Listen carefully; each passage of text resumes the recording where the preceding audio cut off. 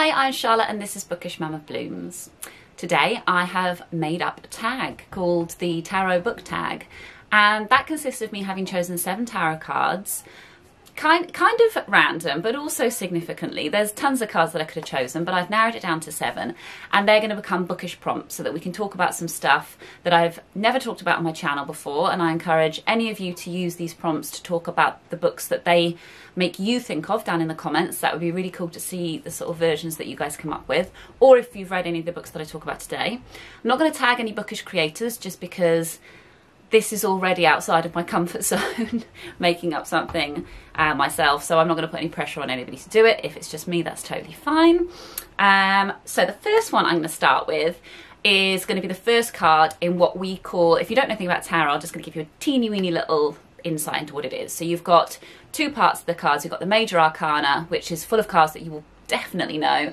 Things like death, the Hanged Man. Those are the ones that tend to come up in films and things like that. And the major arcana is a journey. It starts off with the Fool and it ends with the World. And then all of the ones in between are like archetypes of human experience.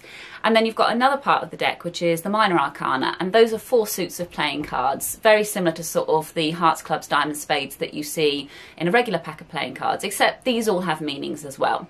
So when you're doing a spread, you typically choose the type of spread that you're going to do. I can't even think of one that's got 7 cards, but I just felt like 7 was a good number to go with. So a lot of tarot is about just going with your gut instinct and using the cards to kind of figure out stuff that you probably already know but maybe haven't thought of in that way. So because it does start with the Fool, that is where we're going to start today, and I'm going to be putting little images in the corner of the cards that I choose so that you'll be able to see them without having to squint at the screen. And I've also should say that I'm using 4 different decks today, so I'll let you know as I choose each card what deck they're from. Okay. The first card, the Fool. The deck I've chosen this from is the Women of Science, which is a really cool deck. And this card is a kind of the first fish coming onto land. In the traditional Rider-Waite deck, this is somebody standing on the edge of a cliff, pretty much about to fall off, and that represents everything there is to know about the Fool. So the Fool is you or I. We're starting a journey, we're naive, we're young, we don't know what we're doing, and that is the type of book and the character within that book that I would like this to inspire. So a character that maybe begins by making a lot of bad decisions, and let's face it, that's how plots happen, and then you follow them on their journey, maybe as they get closer to this kind of adulthood world scenario. So the book I've chosen for this, and I've tried to choose books that I've never spoken about on here before, is Middlemarch by George Eliot. One of my favourite books. I know it's a Marmite book, and I know that starting off with a Victorian book is probably going to make a ton of you switch off, but never mind. This, for me, is such a good book because of Dorothea's journey. So she's like the main character in here. There are lots of characters. If you've read this book, or any Eliot, you'll know that she goes into a lot of detail, you know, about where people got their buttons on their coats and stuff like that. Dorothea's journey is just brilliant because she's an intelligent woman, but she just makes the wrong decisions. And, you know, marrying the wrong man is kind of one of the classic ones. You really get a sense of sympathy for her, and I love the way Eliot portrays her. She's not afraid to create this female character that is foolhardy, which as a feminist I think it's a dangerous sort of area to go in because you want your female characters to be perfect, but I think she does a great job with Dorothea, and Dorothea kind of speaks to all of us. So that's the book I've chosen for that prompt. The next card is the Queen of Wands. I will pop a picture of the Queen in the corner, and I've chosen this card from the Rider-Waite deck, which is like the classical deck. Now the Queen of Wands is, as you can see in the picture, she's kind of witchy. She's got a little black cat in front of her. She's holding a staff. She's pretty regal. She's got some lions underneath her. She is the sort of person who's achieved success and abundance, but she's not done it in a competitive kind of bitchy way. You know, she is the supportive person. If you get this card, it either means that you are that person or that someone great coming into your life who is going to kind of lead by example. So I wanted this to prompt looking for a book with either an author or character that was not necessarily female. They could be non-binary as well, or, you know, I guess we could go cis male and go against the grain for everything we know now. But yeah, just a character or an author that has that non-competitive, abundant, just almost somebody you want to look up to as a person, or as, you know, as a character or as an author. So I chose Louise Erdrich's The Blue Jays Dance, A Birth Year. I love Louise Erdrich. I was determined to shoehorn her into this tag however I could. This is her year after she's given birth to, I think, her 4th child. She's got adoptive children and she's got biological children. And this chronicles of the first year after, when she's trying to write, when she's trying to create, and she's got an infant. And she's literally going through putting the baby on the floor with a couple of toys and trying to be this author that we know she is. I found it just so gentle and honest. I guess it kind of does appeal to people who are in the motherhood stage, but I also think it's just a really good text on being creative as well, and especially juggling things. The third one is a book I've talked about before on this channel, but this book was just the one that fit this card. So the card that I've chosen is the 3 of Cups. And the 3 of Cups, and oh, by the way, the pack I've chosen this from is one of my favourite decks. This is the Modern Witches Tarot. I could have picked all of the cards from this deck because it is so beautifully illustrated. So the 3 of Cups, as you can see, is 3 ladies cheersing each other. It's about celebration, it's about female friendship, it's about success. And this is a card that's often in the moment, so it's a kind of let's come together and enjoy and rejoice. And the book I chose for this, so that the book that I wanted it to prompt you to think of, is a book which has a friendship set. It doesn't have to be female, that you wanted to be a part of, or that you thought, wow, that's an aim. So I chose Such a Fun Age by Kylie Reid. I thought the female friendship set in here was just awesome. I loved it when they went out partying, and how they were all managed to come together to support one another. I just loved it, and that's one of the main things that I talked about in my review of it as well. Okay, the 4th card that I have chosen is a bit of a painful one. I didn't want to have too many painful ones, and there are plenty of painful ones in the tarot, but I chose the 10 of Swords. This is also from the Modern Witches deck. I love the twist they've put on this. As you can see, she's got 10 swords rather painfully across her body, and in lots of other decks she looks pretty dead, but in this deck she's on her phone. I just feel like I feel like we've all lain on a sofa holding our phone like that and felt this level of pain. So the bookish response that I wanted from this card was a book that did break your heart, but one of the things about the 10 of Swords is that its 10s are often the end of a journey. So even though it's pretty horrendous, you can see some pink light in the sky on this card, and that is the sunrise coming. So there is a sense of it being painful, but there is also a sense of hope in this card because you've done it, you're at rock bottom.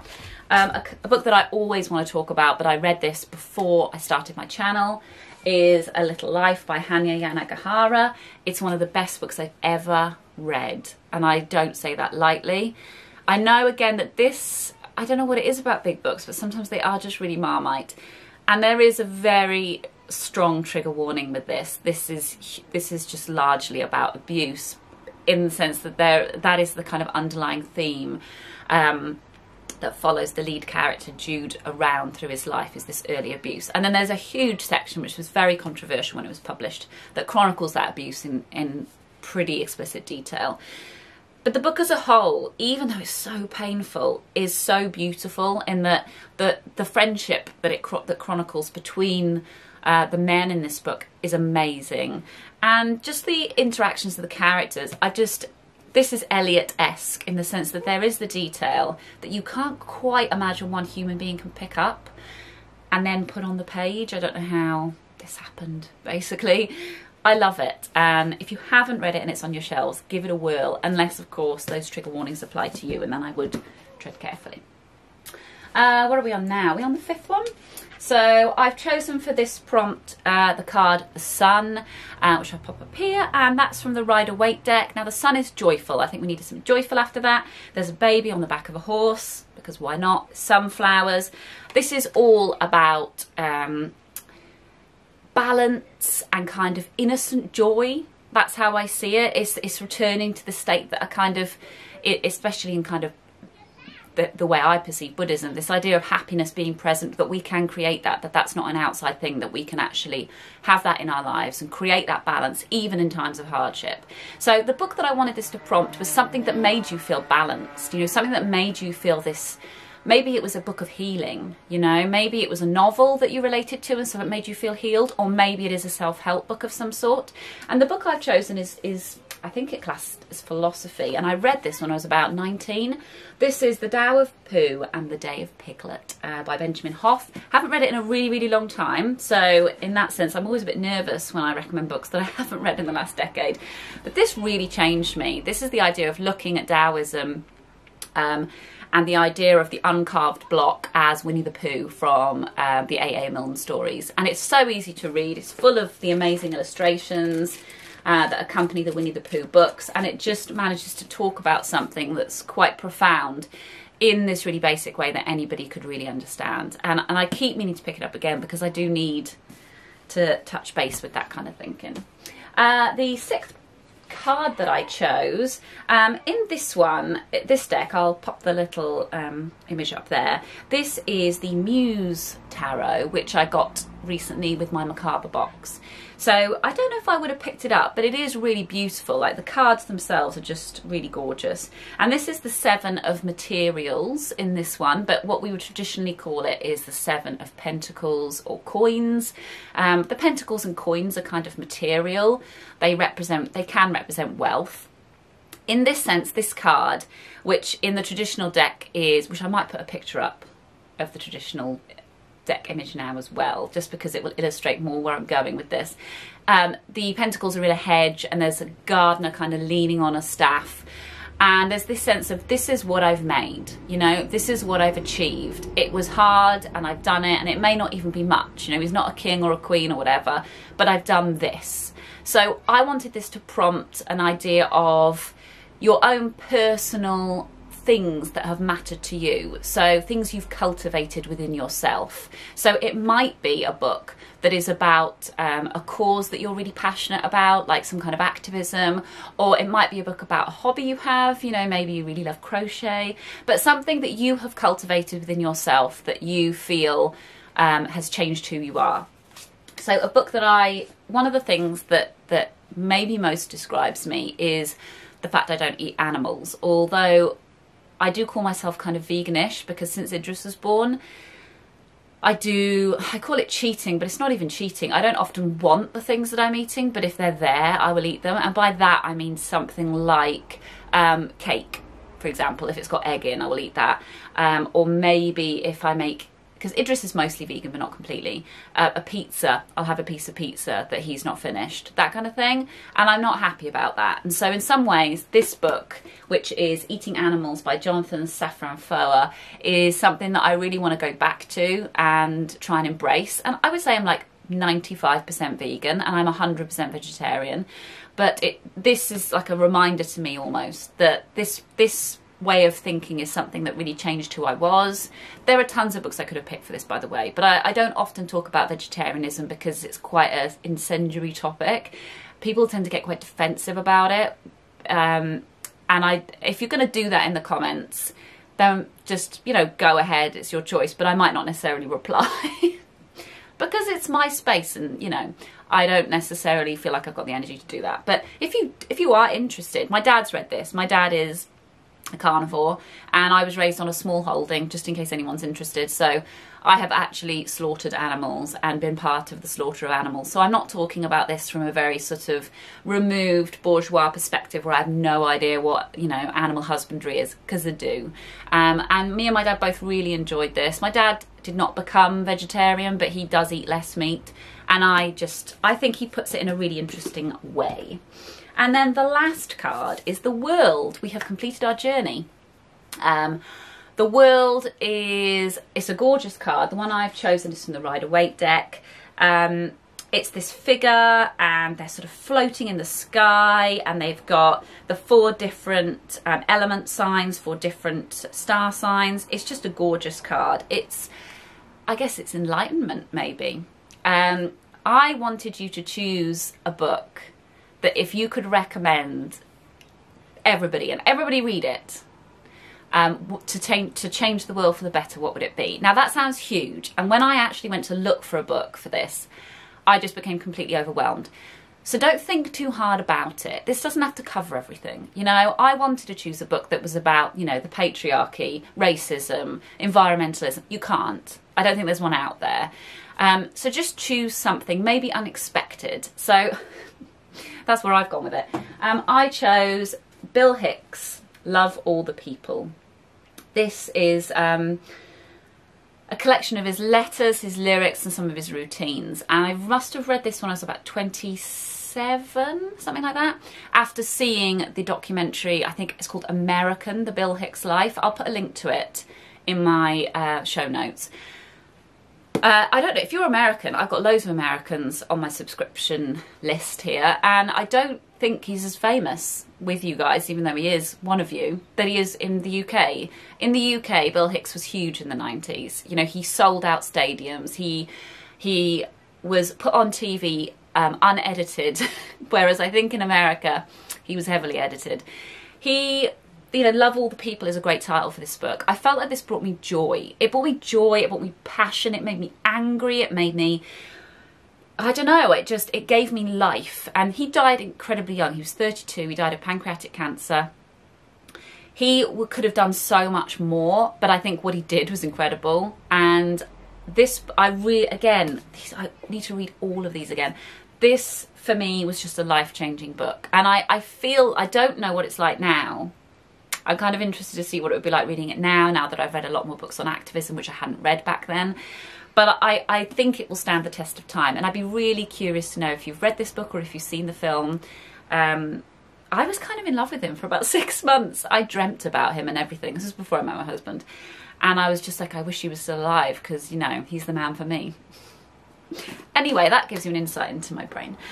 Another thing I forgot to say was that as a bonus number 8 prompt, you could pick a card from your own deck if you have one. So you don't have to do this, but I'm going to. So I'm going to have a little shuffle, cut the deck. What do I get? Ooh, I've got the King of Cups. Okay, so I'm using the Michelle T Modern Tarot Guide to help me pick my book. The King of Cups has made tenderness an art. He knows that softness is not weakness, and by offering loving understanding to the people around him and himself, his personal power grows. The king cared about such things. He could probably be a mad self-care guru and make $1 bazillion, but that's not his shtick. He's not looking for world domination. His kingdom is his community, and he serves rather than rules. Right, I'll be back with my book. Okay, so the book I've chosen is Brian Cox, Jeff Forshaw, The Quantum Universe, Everything That Can Happen Does Happen. I haven't actually read this, so this is an aim for me to read. I feel like Brian Cox, who I'm sure you must know, he's a physicist, an all-round nice guy, presenter of like programs about the universe and evolution and stuff like that. I feel like he's the sort of person who, he's obviously got a lot of strings to his bow, but he chooses to use them for good. So he's got that wholesome kind of thing that the King of Cups is looking for. This is something that I'm always really interested in, but I am not very science-brained, even though I'm really interested in that area. So I've had this for over a decade and not read it. But this is my choice, and that ends my tarot tag. I hope you're all okay and enjoy the tag if you're going to do it. If not, that's totally fine. Have a lovely day. Bye.